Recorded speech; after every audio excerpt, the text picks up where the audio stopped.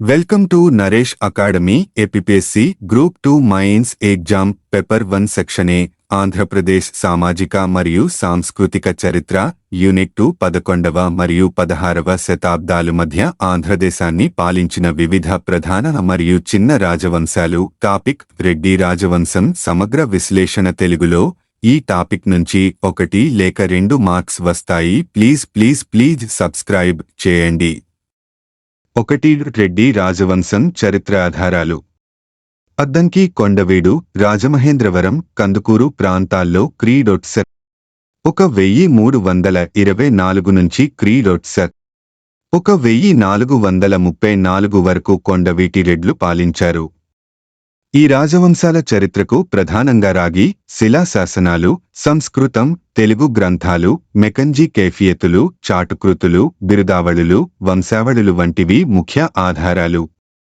2. వంశ చరిత్ర మహమ్మదీయుల నుంచి ఆంధ్రదేశం విముక్తి పొందిన తర్వాత వెలిసిన స్వతంత్ర రాజ్యాల్లో కొండవీటి రెడ్లు సమర్థులు. అద్దంకి కొండవీడు రాజమహేంద్రవరాలను రాజధానులుగా చేసుకుని మధ్యాంధ్ర దేశాన్ని సుమారు 100 ఏళ్లకు పైగా పాలించారు. వీరిని పంట రెడ్లని కూడా పిలుస్తారు. వీరిది దేనటి కులం, వెల్లచౌరి గోత్రం. ఈ వంశంలో మొదటివాడు కామారెడ్డి. ఇతడి కుమారుడు కోమటి ప్రోలయరెడ్డి. వీరు కాకతీయ ప్రతాపరుద్రుడికి సమకాలికులు. ప్రాచీనాంధ్ర కావ్యాల్లో రెడ్డి పదానికి రట్టడి, రడ్డి, రడ్డు, రెడ్డి అనే రూపాలున్నాయి. రట్టడి పదం కాలక్రమంలో రడ్డు, రడ్జె, రెడ్డిగా మారింది. రట్టడిరెడ్డి పదాలు 12వ శతాబ్దం నాటి శాసనాల్లో కనిపిస్తాయి. కొండవీటి రెడ్లకు కోమటి అనే పదం ఉపనామంగా ఉండేదని కొండవీటి కైఫియత్ గ్రంథంలో ఉంది. క్రమేణా పేరు ముందు కోమటి చేర్చడం ఆచారంగా మారింది. రెడ్డిరాజుల కులదైవం ములగురమ్మ. 3 రెడ్డి రాజవంశం రాజులు. 1 ప్రోలయ వేమారెడ్డి. ఇతడు కోమటి ప్రోలయరెడ్డి రెండో కుమారుడు. ఇతడి రాజధాని అద్దంకి. ఆంధ్ర స్వాతంత్ర్యోద్యమంలో ముసునూరి ప్రోలయ నాయకుడికి సహకరించాడు. రెడ్డిరాజ్యానికి బహమనీ రాజ్యం నుండి ప్రమాదం ప్రోలయ వేముని కాలంలోనే ప్రారంభమైంది. ఇతడు కోమటి ప్రోలయరెడ్డి రెండో కుమారుడు. ఇతడి రాజధాని అద్దంకి. ఆంధ్ర స్వాతంత్ర్యోద్యమంలో ముసునూరి ప్రోలయ నాయకుడికి సహకరించాడు. స్వతంత్ర రెడ్డి రాజ్య స్థాపకుడితడే. ఎర్రాప్రగడ యవన నూపబలాబ్ది అని ఈయన్ని వర్ణించాడు. బహుశా తుగ్లక్లను ఎదిరించడం వల్ల వీరిని యవనులని పేర్కొన్నారు. నేకరికంటి, చీమకుర్తి శాసనాల ప్రకారం గుంటూరు ప్రాంతం ఈయన అధీనంలోనే ఉంది. ప్రోలయ వేమారెడ్డి త్రిపురాంతకం, శ్రీశైలం, అహోబిలం ప్రాంతాలను రెడ్డిరాజ్యంలో విలీనం చేశాడు. ధరణికోట, అమరావతి, ధనప్రోలు, చందవరం, వినుకొండ, కొండవీడు, బెల్లంకొండ, కొండపల్లిల్లో పటిష్టమైన దుర్గాలు నిర్మించాడు. శ్రీశైలం, అహోబిలం దేవాలయాలకు శ్రీశైలంలోని పాతాళ గంగకు మెట్లు నిర్మించాడు. సత్రాలు, చలి పందిళ్లు, తోటలు నిర్మించాడు. అనేక గ్రామాలను బ్రాహ్మణులకు అగ్రహారాలుగా దానం చేశాడు. కవిత్రయంలో చివరివాడైన ఎర్రాప్రగడ హరివంశాన్ని తెలుగులోకి అనుసరించి ప్రోలయ వేమారెడ్డికి అంకితమిచ్చాడు. ఇతడు శివభక్తుడు. అనేక క్రతువులు, యజ్ఞయాగాలు చేసి అనవరత పురోహితక్కుత సోమపాన, ధర్మ ప్రతిష్టాపకుడు వంటి బిరుదులు పొందాడు. కొండవీడు, కొండపల్లెల్లో దుర్భేద్య దుర్గాలు నిర్మించి రాజ్యరక్షణకు కట్టుదిట్టం చేశాడు. ఆకుమళ్ల విరుపಣ್ణ శాసనాలు ప్రకారం ఈయన రాజ్యంలో కొంత భాగం హంపి విజయనగర రాజుల వశమైనట్లు తెలుస్తోంది. బిరుదులు 1 బ్లోఛాబ్ది కుంభోద్భవ. ముట్లూరి శాసనం ఇతడిని బ్లోఛాబ్ది కుంభోద్భవుడని వర్ణించింది. 2 ఈయనికి ధర్మ ప్రతిష్టాపన గురు. 3 నిస్సీయ భూదాన పరశురామ, అపరిమిత భూదాన పరశురామ అనే బిరుదులున్నాయి. 2 అనపోతారెడ్డి. ప్రోలయ వేమారెడ్డి అనంతరం అతడి పెద్ద కుమారుడు అనపోతారెడ్డి రాజ్యానికొచ్చాడు. కళింగగాంగులు, పద్మనాయకులు, బహమనీలతో యుద్ధాలు చేశాడు. ఇతడు రాజధానిని అద్దంకి నుంచి కొండవీటి దుర్గానికి మార్చినట్లు క్రీ. 1364 నాటి మన్యమాపురం శాసనం పేర్కొంటోంది. బిరుదులు వీరన్నవోత భూపతి, వీప విజేత అనేక దుర్గాలు వశం చేసుకోవడంతో ఈయనకు వీరన్నవోత భూపతి, వీప విజేత బిరుదులు ఉన్నట్లు ద్రాక్షారామ శాసనం ద్వారా తెలుస్తోంది. క్రీ.స 1361 బహమనీ సుల్తాన్ దండెత్తి కృష్ణానదిని దాటి ధాన్యవాటిలోని అమరేశ్వర దేవాలయానికి నష్టం కలిగించినాడు. ఆనవోతారెడ్డి మంత్రి అయిన మల్లేవేమన ఆ దాడిని తిప్పికొట్టి అమరేశ్వరస్వామిని పునః ప్రతిష్ఠ గావించి నట్లాతని ఆలయ శాసనం చెబుతున్నది.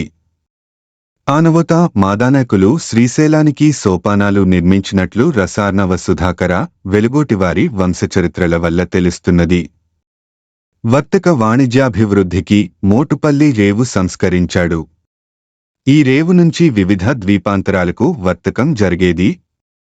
అతని మంత్రి అయిన సోమయ్య మోటుపల్లి రేవులో అభయ శాసనం నెలకొల్పి ఎగుమతి దిగుమతుల విషయంలో వర్తకులకు ప్రోత్సాహకరమైన మర్యాదలు చేసినాడు. వర్తకుల సదుపాయం కోసం బంగారంపై పన్ను ఎత్తేశాడు. ఖజానాకు ఆధారమైన సుంకాదాయ పన్నును కూడా తీసివేశాడు. రెడ్డి రాజులకు మోటుపల్లి రేవు ఆర్థికంగా పటిష్టం చేసింది. ఈ రేవు కుమారగిరిరెడ్డి కాలం నాటికి ఎంతో అభివృద్ధి చెందింది. ఈ కాలం నాటి అవచి తిప్పయ్య శెట్టి వంటి వర్తకులు విదేశీ నౌకాయానం ద్వారా వ్యాపారం చేశారు. అనపోతారెడ్డి ఆస్థానంలో బాల సరస్వతి అనే కవి విద్యాధికారిగా ఉండేవాడు. అనపోతారెడ్డి శాసనాలన్నీ బాలసరస్వతి రాశాడు. అనవోతారెడ్డి తండ్రివలె వైదిక ధర్మాభిమాని, శివభక్తి తత్పరుడు. హేమాద్రి సూచించిన దానప్రతాలనన్నింటినీ పాటించేవాడు. 3 అనవేమారెడ్డి. అనపోతారెడ్డి కుమారుడు కుమారగిరిరెడ్డి చిన్నవాడు కావడంతో అతడి తమ్ముడు అనవేమారెడ్డి రాజ్యానికొచ్చాడు. ఇతడు రెడ్డి రాజ్య ఔన్నత్యాన్ని తన విజయాల ద్వారా ప్రతిష్ఠించాడు. కృష్ణానది ముఖద్వారమైన దివిసీమను జయించాడు.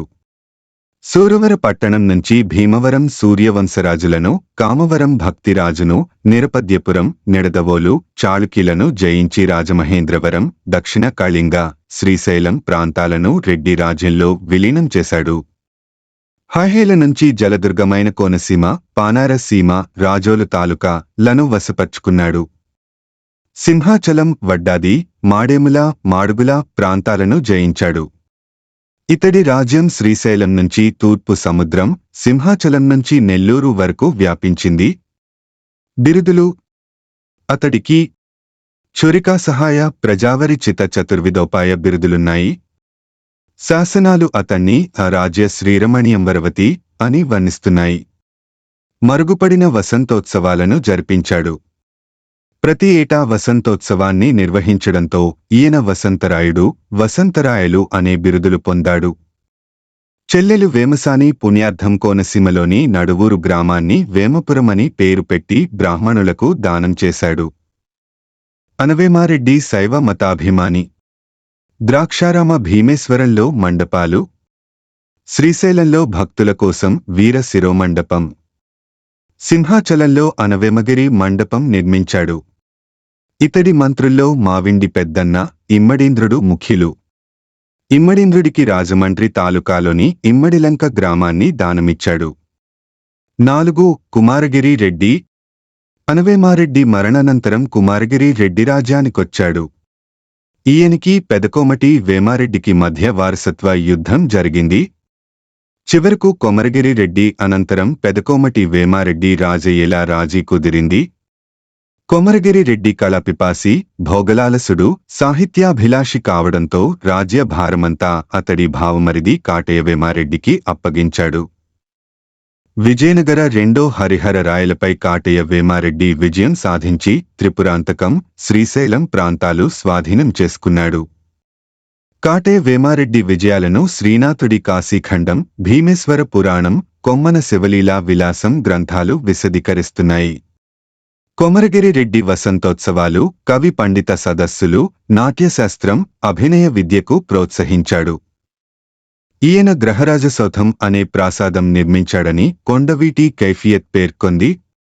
కాటయ్య వేమారెడ్డి రాసిన కుమారగిరి రాజ్యం వ్యాఖ్యానం ఆధారంగా రంప, కిమ్మూరు, బెండపూడి దుర్గాలు, తూర్పు గోదావరి, వజ్రకుటం, విశాఖ జిల్లా, రామగిరి, వడ్డాది, మాడుగుల, కటకం, ఒరిస్సా ప్రాంతాలను కాటయ్య వేమారెడ్డి జయించినట్లు తెలుస్తోంది. 5 పెదకోమటి వేమారెడ్డి క్రీ.స 1402లో పెదకోమటి వేమారెడ్డి కొండవీటి సింహాసనాన్ని అధిష్ఠించాడు. రాజమహేంద్రవరం కోసం కాటయ్య వేమారెడ్డి పెదకోమటి వేమారెడ్ల మధ్య వైరం కొనసాగింది. క్రీ.స 1412లో పెదకోమటి రాజమహేంద్రవరంపై దాడి చేసి ఓడిపోయినట్లు కోరుమిల్ల శాసనం, కొమ్మన శివలీల విలాస గ్రంథం ద్వారా తెలుస్తోంది. పెదకోమటి స్వయంగా కవి, పండితుడు, అలంకార శాస్త్రవేత్త, సంగీత శాస్త్రజ్ఞుడు. సాహిత్య చింతామణి అనే సంగీత శాస్త్ర గ్రంథం రచించాడు. అమరుక కావ్యానికి శృంగార దీపిక అనే పేరుతో సంస్కృతంలో వ్యాఖ్యానం రాశాడు. ఇతడి ఆస్థానంలో శ్రీనాథుడు విద్యాధికారిగా నియమితుడయ్యాడు. ఇతడి ఆస్థాన కవి వామన భట్టబాణుడు. ఇతడు వేమభూపాల చరితం, వీర నారాయణ చరిత గ్రంథం రచించాడు. పెదకోమటి వేమారెడ్డి వైద్యశాస్త్రాన్ని ప్రోత్సహించాడు. భూలోక ధన్వంతరిగా పేరొందిన భాస్కరాచార్యుడికి పొన్నెపల్లి, వేమవరం గ్రామాలను దానం చేశాడు. పెదకోమటి భార్య సూరమాంబ సంతానసాగరం అనే పెద్ద చెరువును గుంటూరు జిల్లా ఫిరంగిపురం వద్ద తవ్వించింది. ఈ గ్రామంలోని వీరభద్రస్వామి ఆలయానికి ఎదురుగా శిలాశాసనం వేయించింది.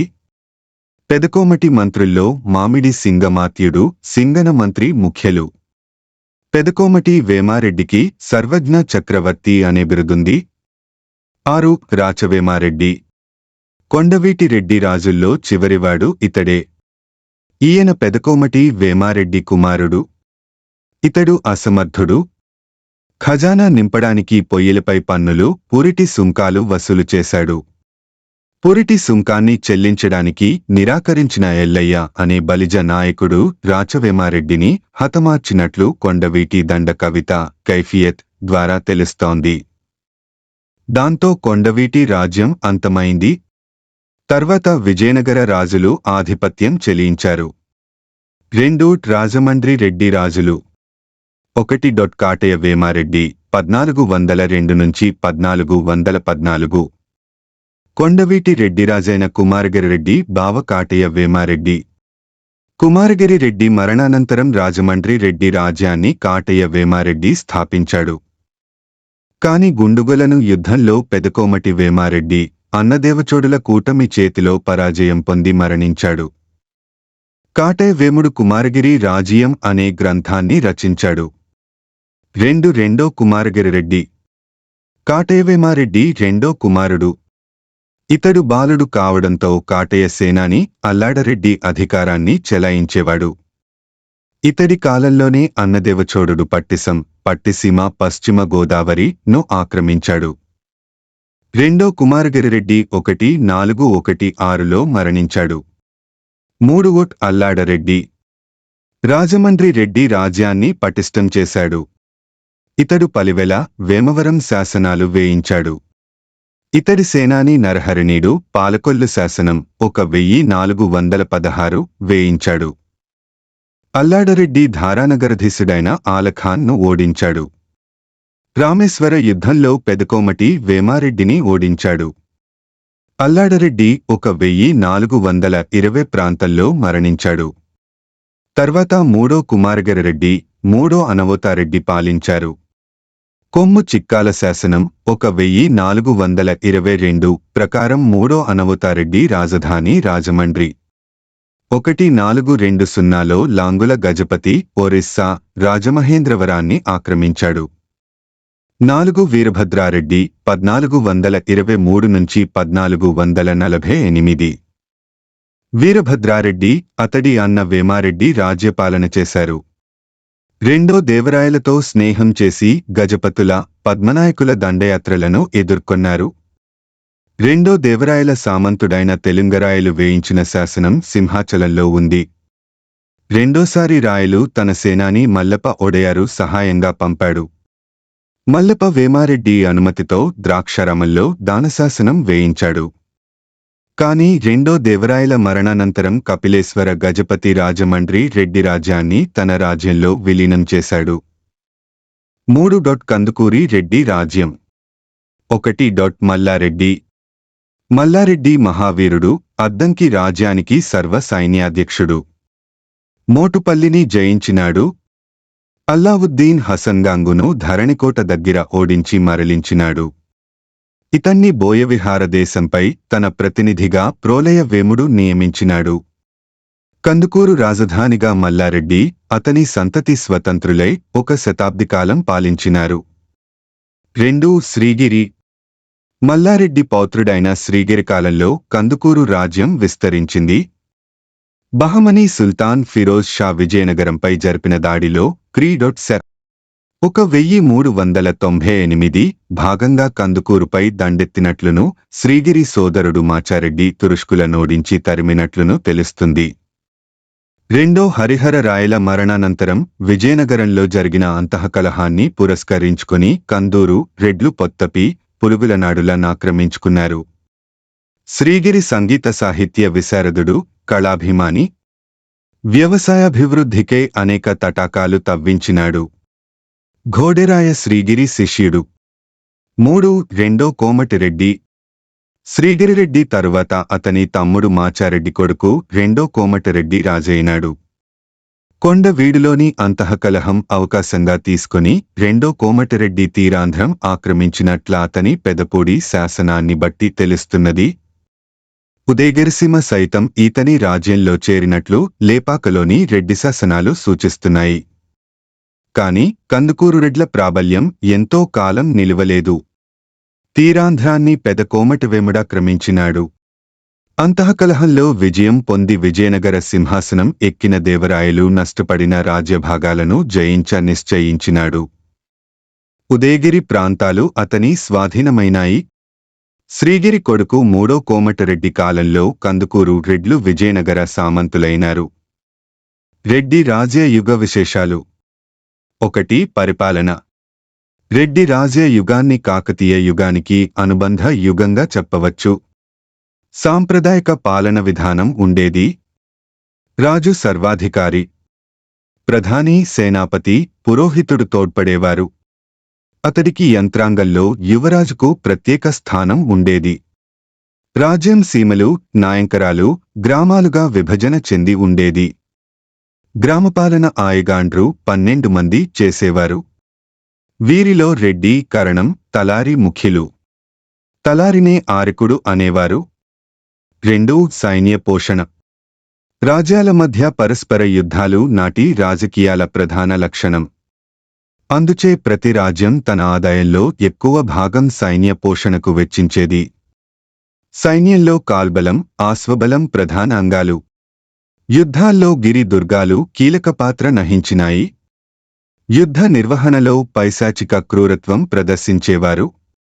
శత్రు సైన్యాలు నడిచే మార్గంలోని నీటినవరులలో విషం కలవడం వంటి దుర్మార్గాలను మడికి సింగన తన సకల నీతి సమ్మతంలో సూచించాడు.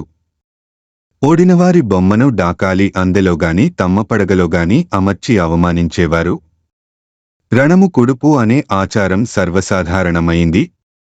మృతులైనవారి రక్తమాంసాలతో బియ్యం కలిపి వండిన వంటకాన్ని రణదేవతలకు, భూత ప్రేతపిశాచాలకు నివేదన చేయడమే రణము కుడుపు. ఈ యుద్ధాల వల్ల ప్రజలు పడిన బాధలు చెప్పడం సాధ్యం కాదు.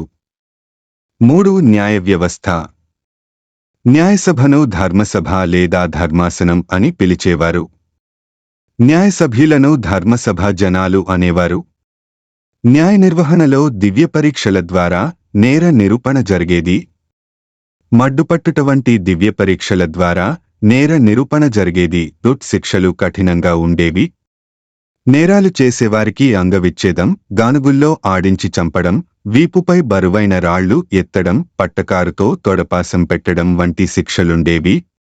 బాగా కాగిన వేడి నూనెలో చేతులుంచడం, ప్రమాణాలు చేయించడం, దేవుడి ముందు దీపాలు ఆర్పడం వంటి ప్రక్రియలు నేర నిరూపణలో ఉండేవి. పన్నులు చెల్లించని వారిని నగర వీధుల్లో ఊరేగించడం, పెద్దగుళ్లను భుజాలపై మోయించడం, కాళ్లకు సంకెళ్లు వేయడం లాంటి శిక్షలుండేవి.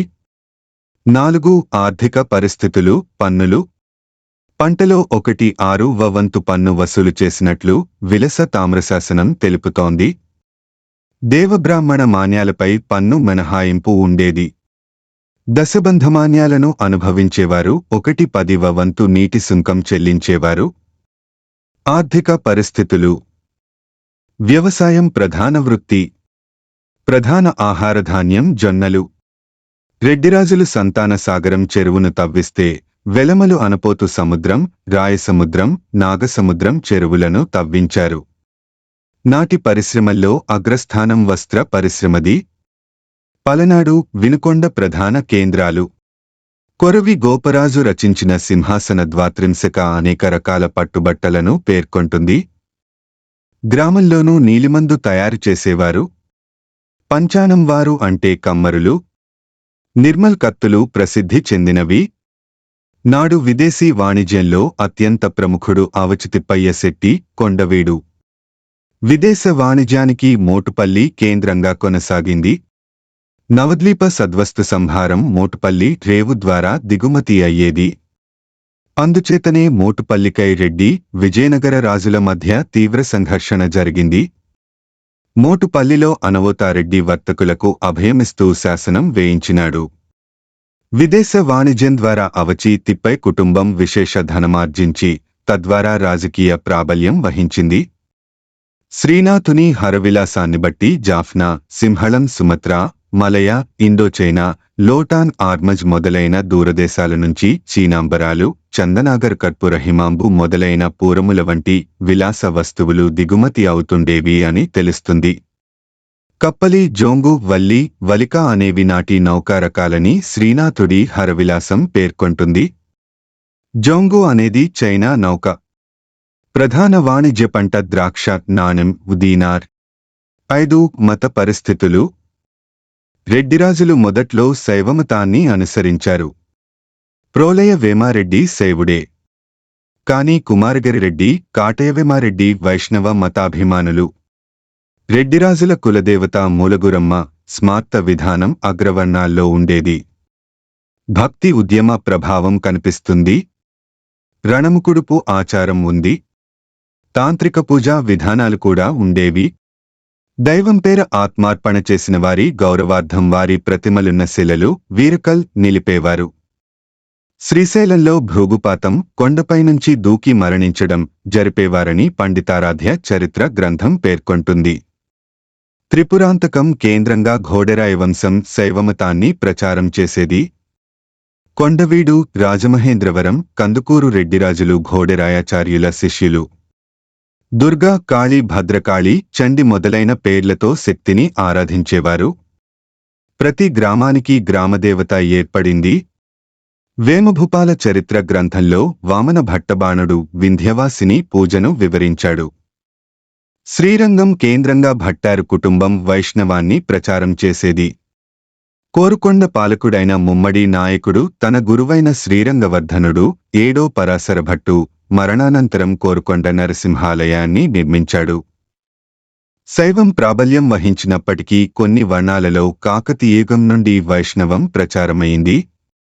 నెల్లూరు, బాపట్ల, మాచర్ల, తిరుపతి, శ్రీకాకుళం, అహోబలం, సర్పవరం, సింహాచలం, శ్రీకూర్మం వైష్ణవ క్షేత్రాలే భక్తులనాకర్షించాయి. రెడ్డిరాజులు శ్రీశైలంతోబాటు అహోబలం, సింహాచలాలకు దానధర్మాలు చేసినారు. కుమారగిరి, కాటయ వేములు వైష్ణవ మతాభిమానులు.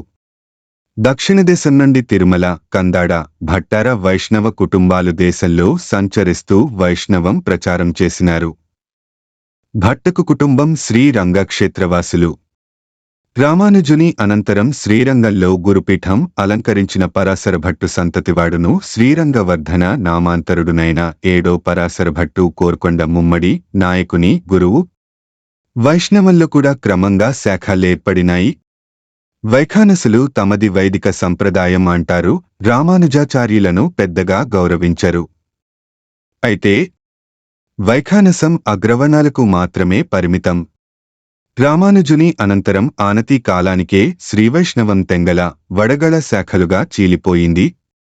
తెంగల శాఖ వారు తమిళ ప్రబంధ సంప్రదాయాన్ని అనుసరించే ఉదారవాదులు. వడగళ శాఖకు వేదాంత దేశికుడు నాయకుడు. వీరిది సంస్కృత సంప్రదాయం. వైష్ణవంలో కేవలం వైదిక పద్ధతిని పునరుద్ధరించడం వీరి ఆశయం. వైష్ణవాన్ని సంస్కృతీకరించడానికి రామానుజుడు ప్రారంభించిన ఉద్యమానికి వడగళ శాఖ పరాకాష్ట. ఆంధ్రదేశంలో వడగళ సంప్రదాయం ప్రచారం కావడం గమనించదగి ఉంది. అందుకు కారణం మాధవాచార్య విద్యారణిల నాయకత్వంలో విజయనగర పోషణలో జరుగుతున్న వైదిక సంప్రదాయ పునరుద్ధరణోద్యమ ప్రభావం అయి ఉంటుంది. వడగళ శాఖవారు ఆహోబలంలో తను మఠం నెలకొల్పి తమ సిద్ధాంతాల ప్రచారానికి పూనుకున్నారు. ఆరూహ సమాజం, చాతుర్వర్ణ వ్యవస్థ, బ్రాహ్మణ ఆధిక్యత, వర్ణ వ్యవస్థ కఠినం, జూదం సర్వసాధారణ వినోదం, బ్రాహ్మణుల్లో కూడా వేశ్యాలంపటత్వం మితిమీరినట్లు శివరాత్రి మహాత్మ్యం గ్రంథం తెలుపుతోంది. వడ్డీ వ్యాపారులు అధిక మోసాలు చేసేవారు, శకునాలను ఎక్కువగా నమ్మేవారు, పంచాంగం ప్రాధాన్యం, నైతిక విలువలు తగ్గాయి. 7 విద్యాసారసత్వాలు, సంస్కృతం రాజభాష, లలిత కళలను కూడా పోషించారు. వసంతోత్సవాలు నిర్వహించేవారు. నటులు, గాయకులకు ప్రోత్సాహం లభించేది. గుండ్లి, జిక్కిని, పేరిణి, చిందులాంటి దేశీ నాట్యరీతులే కాకుండా పారసీక మత్తల్లి అనే విదేశీ నాట్యరీతులు అమల్లో ఉండేవి. పలురకాల వీణల గురించి కూడా పేర్కొన్నారు. సంస్కృత భాష, ప్రోలయ వేమారెడ్డి ఆస్థానంలో విద్యాధికారి మహాదేవుడు సంస్కృత విద్వాంసుడు. అనవోత కాలంలో బాలసరస్వతి, అనవేమ కాలంలో త్రిలోచనాచార్యులు గొప్ప సంస్కృత పండితులుండి వారి దాన శాసనాలు రచించినారు. కుమారగిరి భరతశాస్త్ర ప్రవీణుడై వసంతరాజీయం అనే పేర నాట్యశాస్త్రం రచించినాడు. కాటే వేమారెడ్డి కాళిదాసు నాటకత్రయానికి కుమారగిరి రాజీయం అనే వ్యాఖ్యానం వ్రాశాడు. పెదకోమటి వేమారెడ్డి సంగీత చింతామణి, సాహిత్య చింతామణి, సప్తసతి సరటిక, అమరుక కావ్యంపై శృంగారదీపిక రచించారు. పెదకోమటి వేముడి ఆస్థాన కవి వామనభట్ట బాణుడు. బాణునకు సాహిత్య చూడామణి, సాహిత్య సామ్రాజ్య ధురంధర, కవిసార్వభౌమ బిరుదులుండేవి. ఈతడు పద్య, గద్య, నాటకరచనలో ప్రవీణుడు. కనకలేఖ కళ్యాణం, ఉషా పరిణయం, పార్వతీ పరిణయం అనే నాటకాలు, నలాభ్యుదయం, రఘునాథాభ్యుదయం, హంస సందేశం అనే పద్యకావ్యాలు, వేమభూపాల చరిత్ర, వీర నారాయణ చరితం అనే గద్యకావ్యం, శబ్దరత్నాకరం. పరిణయం, పార్వతీ పరిణయం, నలాభ్యుదయం, రఘునాథాభ్యుదయం, హంస సందేశం, వేమభూపాల చరిత్ర, శబ్దరత్నాకరం, చంబ చంద్రిక అనే రచనలు చేశారు. కందుకూరు పాలకుడైన శివలింగారెడ్డి తత్వ ప్రకాశిక అనే వ్యాఖ్యానం రాశారు. గిరీశ శృతి సూక్తిమాల గ్రంథం, హరదత్తుడు. సాహిత్య, సంగీత, లక్ష్యలక్ష్మణ భంగి సర్వజ్ఞుడిగా వీరభద్రారెడ్డి పేరొందాడు. అనవోతుని ఆస్థానంలో ఉన్న నాగనత కవమదన విలాసబాణం గ్రంథం రచించారు. రెండో సింగభూపాలుడు రసానవ సుధాకరం, రత్న పాంచాలిక, సంగీత సుధాకరం అనే రచనలు చేశారు. సారంగధరుని సంగీత రత్నాకరంపై రాసిన వ్యాఖ్యానమే సంగీత సుధాకరం. సింగభూపాలుడి ఆస్థానంలో ఉన్న విశ్వేశ్వరుడు చమత్కార చంద్రిక అనే అలంకార శాస్త్ర గ్రంథాన్ని రచించగా, మరొక కవి బొమ్మకంటి అప్పయార్యుడు అమరకోశానికి వ్యాఖ్యానం రచించాడు. రేచర్ల సింగముని ఆస్థానంలో ఉన్న శాకల్యమల్లు భట్టు నిరోష్ఠ్య రామాయణం, ఉదార రాఘవం, అవ్యయ సంగ్రహ నిఘంటువు అనే రచనలు చేశాడు.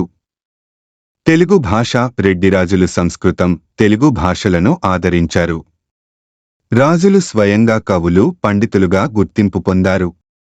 శ్రీనాథుడికి కవి సార్వభౌమ అనే బిరుదుంది. శ్రీనాథుడు మరుత్తరాట్ చరిత్ర, శాలివాహన సప్తసతి, శృంగారనిషధం, కాశీఖండం, భీమేశ్వర పురాణం, పండితారాధ్య చరిత్ర, పల్నాటి వీర చరిత్ర, శివరాత్రి మహాత్మ్యం, ధనంజయ విజయం మొదలైన గ్రంథాలు రచించారు. దేశ భాషలందు తెలుగు లెస్స అని పలికిన తొలి వ్యక్తి వినుకొండ వల్లభామాత్యుడు. క్రీడాభిరామం గ్రంథంలో దేశ భాషలందు తెలుగు లెస్స అనే వాక్యాన్ని ప్రాచుర్యంలోకి తెచ్చింది శ్రీకృష్ణదేవరాయలే. కాంచీ మహాత్మ్యం గ్రంథాన్ని దగ్గుపల్లి దుగ్గన్న రచించారు. ఎర్రన ఉత్తర హరివంశం గ్రంథాన్ని రచించి ప్రోలయ వేమారెడ్డికి అంకితం ఇచ్చాడు. ఎర్రన తన చివరి రచన నృసింహ పురాణంలో ప్రబంధ శైలికి బీజం వేశాడు. శ్రీగిరికవి నవనాథ చరిత్ర, విన్నకోట పెద్దన కావ్యాలంకారచూడామణి రచించారు. విన్నకోట పెద్దన కావ్యాలంకార చూడామణి గ్రంథాన్ని చాళుక్య విశ్వేశ్వరుడికి అంకితం ఇచ్చాడు. శివలీలా విలాసం విన్నకోట దొడ్డారెడ్డి అల్లాడరెడ్డి కుమారుడు కి అంకితం చేశారు. మడికి సింగన పద్మపురాణం గ్రంథాన్ని కందయమాత్యుడికి అంకితం ఇచ్చాడు. ఇంకా ఇతను వాసిష్ఠ రామాయణం సకల నీతి సమ్మతం గ్రంథాలను రచించాడు. కుమారగిరికి సమకాలీనుడైన వినుకొండ వల్లభామాత్యుడు మోపూరి కడప జిల్లా గ్రామాధికారి. ఇతడు రావిపాటి త్రిపురాంత కవి సంస్కృత రచన ప్రేమాభిరామంను తెలుగులో క్రీడాభిరామంగా అనువదించాడు. అనంతమాత్యుడనే కవి భోజరాజీయం గ్రంథాన్ని రచించారు. శ్రీనాథుడి తాత కమలనాభుడు కూడా పద్మపురాణం గ్రంథాన్ని రచించాడు. ఏ భాషలోనో తెలియదు. దేవరకొండ పద్మనాయకరాజు పెదవెదగిరి ఆస్థానంలో కవి అయ్యలార్యుడు రామాయణ ఆంధ్రీకరణ పూర్తి చేశాడు. సరస సాహిత్య లక్షణ చక్రవర్తి బిరుదు పొందిన గౌరణ హరిశ్చంద్రోపాఖ్యానం లక్షణ దీపిక లాంటి రచనలు చేశారు. గోన బుద్ధారెడ్డి రంగనాథ రామాయణాన్ని రచించాడు. సర్వజ్ఞ సింగని ఆస్థానంలో ఉన్న పోతన అతడి కోరికపై భోగిని దండకాన్ని రచించాడు. ఆంధ్ర మహాభాగవతం వీరభద్ర విజయం గ్రంథాలను కూడా పోతన రచించాడు. క్వశ్చన్ నంబర్ 1 సముద్ర వ్యాపారాన్ని గురించి విస్తృతమైన సమాచారాన్నిచ్చే రెడ్డిరాజుల కాలం నాటి కావ్యం ఏది? అప్పస్క్ గ్రూప్ 2 2011 1 హరివంశము 2 కాశీఖండము 3 హరవిలాసము 4 భీమేశ్వర పురాణం. సమాధానం 1 హరివంశము. వివరణ శ్రీనాథుని హరవిలాసాన్ని బట్టి జాఫ్నా, సింహళం, సుమత్ర, మలయ, ఇండోచైనా, లోటాన్, ఆర్మజ్ మొదలైన దూరదేశాల నుంచి చీనాంబరాలు, చందనగర్, కర్పూర, హిమాంబు మొదలైన పూరముల వంటి విలాస వస్తువులు దిగుమతి అవుతుండేవి అని తెలుస్తుంది. క్వశ్చన్ నంబర్ 2 ఎర్ర ప్రగడ ఎవరి ఆస్థానంలో విద్యాధికారి? 1 అల్లాడరెడ్డి, 2 అనవేమారెడ్డి, 3 ప్రోలయ వేమారెడ్డి, 4 అనవోతారెడ్డి. సమాధానం ఈ 3 ప్రోలయ వేమారెడ్డి. వివరణ శంభుదాస ప్రబంధ పరమేశ్వర బిరుదాంచితుడైన చదలవాడ ఎర్రా ప్రగడతో నీయు సార్వత చరిత్ర ప్రారంభిస్తున్నది. కవిత్రయంలో నీతడు చివరివాడు. రెడ్డిరాజ్య స్థాపకులైన మల్లారెడ్డి, ప్రోలయ వేమారెడ్డి ఈతన్ని పోషించినారు. ఎర్రన ప్రథమ కావ్యమైన రామాయణం లభించలేదు. అనంతరం నన్నయ్య తిక్కనల శైలిని పుణికిపుచ్చుకొన్నట్లు అరణ్య పర్వశేషాన్ని పూర్తి చేసినాడు. ఉత్తర హరివంశ కావ్యాన్ని ఎర్రన ప్రోలయ వేమునికి అంకితమిచ్చినాడు. ఈతని చివరి కావ్యం నూసింహపురాణం. ప్రబంధ శైలికి బీజం నాటినాడు. క్వశ్చన్ నంబర్ 3 రెడ్డిరాజుల కాలంలో ప్రజాభిమానం పొందిన మతం ఏది? అప్పస్క్ గ్రూప్ 2 2011 1 వైష్ణవం, 2 కాశ్మీర శైవం, 3 పాశుపత శైవం, 4 వీరశైవం. సమాధానం 4 వీరశైవం. వివరణ శైవం తీవ్రానికి ఆదరణ హెచ్చింది. శివుని ఉగ్రమూర్తులైన భైరవ, మైలారులను అర్చించేవారు. క్వశ్చన్ నంబర్ 4 రాచూరు దుర్గ విభాళ అనే బిరుదును ధరించిన రెడ్డిరాజు ఎవరు? అప్పస్క్ గ్రూప్ 2 2017 1 ప్రోలయ వేమారెడ్డి, 2 అనపోత, 3 అనవేమ, 4 కొమరగిరి రెడ్డి. సమాధానం 3 ప్రోలయ వేమారెడ్డి. క్వశ్చన్ నంబర్ 5 నరసింహ పురాణం అనే గ్రంథాన్ని రచించిందెవరు? అప్పస్క్ గ్రూప్ 2 2017 1 పోతన, 2 శ్రీనాథుడు, 3 ఎర్రన, 4 బాణుడు. సమాధానం ఈ 3 ఎర్రన. ఎర్రన తన చివరి రచన నృసింహ పురాణంలో ప్రబంధ శైలికి బీజం వేశాడు. క్వశ్చన్ నంబర్ 6 రెడ్డిరాజుల పరిపాలనా కాలంలో అత్యంత ప్రజాదరణ పొందిన ప్రీతిపాత్రమైన పండుగ? అప్పస్క్ గ్రూప్ 2 2019 సమాధానం వసంతోత్సవం.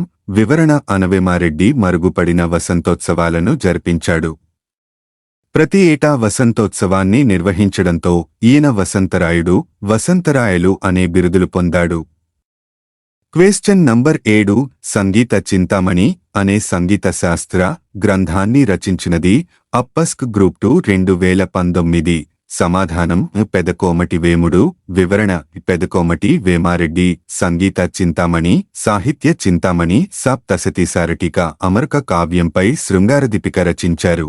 క్వశ్చన్ నంబర్ 8 పెదకోమటి వేముని సతిమణి సూరాంబిక తవ్వించిన తటాకం? APPSC group 2 2023. సమాధానం సంతానసాగరం. పెదకోమటి భార్య సూరమాంబ సంతానసాగరం అనే పెద్ద చెరువును గుంటూరు జిల్లా ఫిరంగిపురం వద్ద తవ్వించింది. ఈ గ్రామంలోనే వీరభద్రస్వామి ఆలయానికి ఎదురుగా శిలాశాసనం వేయించింది.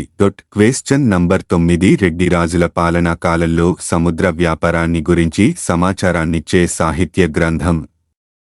అప్పస్క్ గ్రూప్ 2 2023. సమాధానం Haravilasam. Thank you for watching this video. Please like, share, comment చేయండి. అలాగే subscribe my YouTube channel name @Naresh Academy 5509.